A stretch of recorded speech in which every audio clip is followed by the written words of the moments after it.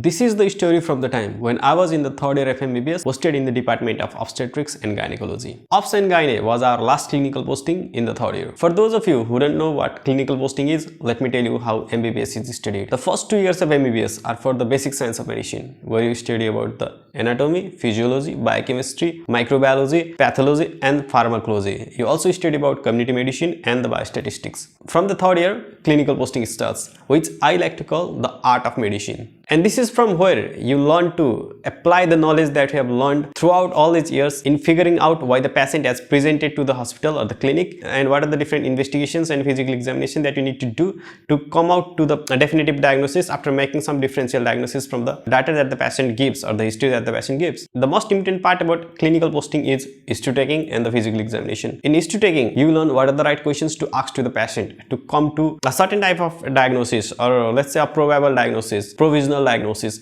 and then you just narrow it down to come to a definitive diagnosis after investigations and the imaging. So this is the time when I was in the labor room taking the history from a pregnant lady, and while I was taking history, one of our doctor came to the round to look after patients. As she came to the round, I went after her to see how she approached the patient and what are the different advices that she gives to the patient. There was a lady in the labor room with a history of asthma. As soon as ma'am figured out that this was the case of asthma, she asked me the questions. What are the drugs that we can't give her postpartum?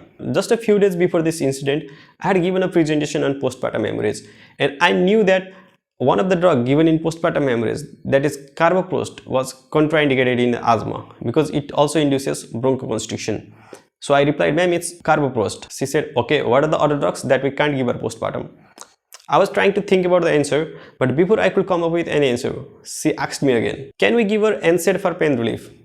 And this is how I thought at that time.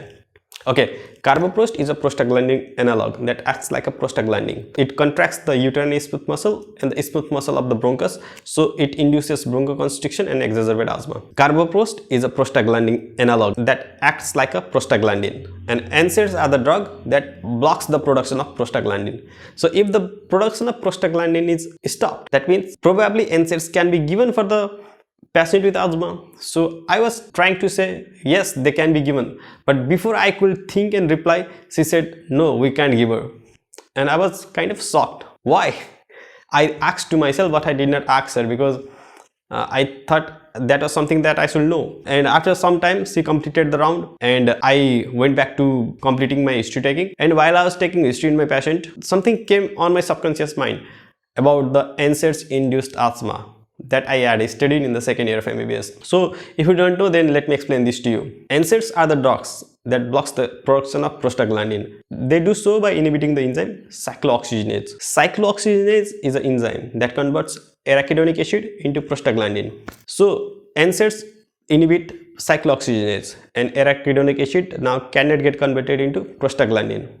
But since arachidonic acid cannot get converted into prostaglandin, arachidonic acid gets accumulated in the body and they can be acted upon by another enzyme, which is lipoxygenase. Lipoxygenase converts arachidonic acid into leukotrienes. So although the production of prostaglandin is inhibited, the production of leukotrienes increases. And since the production of leukotrienes increases, leukotrienes are one of the cytokines that induces bronchoconstriction and induces asthma. So they do more harm in patients with asthma, so we have to be cautious with the use of NSAIDs. In fact, leukotriene, lipoxygenase inhibitors, the enzyme that inhibits the production of leukotrienes or the leukotriene receptor blockers, are given in the treatment of asthma. So you can understand that leukotrienes are bad for asthma. So that's why NSAIDs are kind of not used in patients with asthma. That was where I got trapped.